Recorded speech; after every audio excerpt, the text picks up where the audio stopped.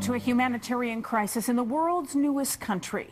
Thousands of refugees from Sudan are fleeing across the border into South Sudan.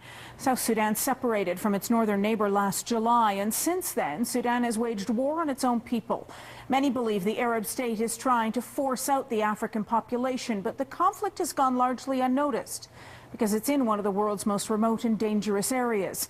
In a Canadian first, CTV's Kevin Green took his camera inside the Ida refugee camp to document what's happening. Driven from their homes in the Nuba Hills by attacking Sudanese forces, hundreds of refugees arrive daily at this camp just across the border in Ida, South Sudan. It was very difficult. You had to carry children on one of the soldier, and some on your back. And it was a very terrible journey. There are now over 30,000 refugees in this camp. The United Nations doesn't want these people here. It says this camp is too close to the border, too close to the conflict.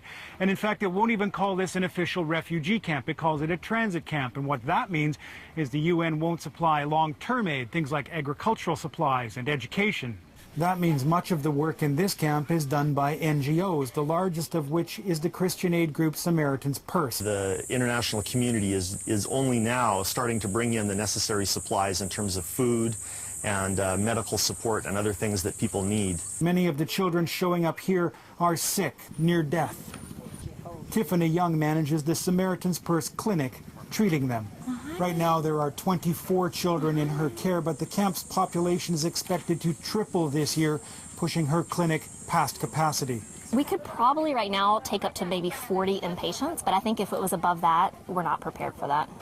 In fact, this whole camp can barely handle the people it's already got. This is a difficult place to live in because it's not set up for 30,000 people to live here. There's just enough water for the people that are here, probably just enough. There's not enough sanitation facilities. Despite that, the Nubian refugees continue to stream across the border, heading to this camp because, for all its hardships, it's a better place than they left. Kevin Green, CTV News, Ida, South Sudan.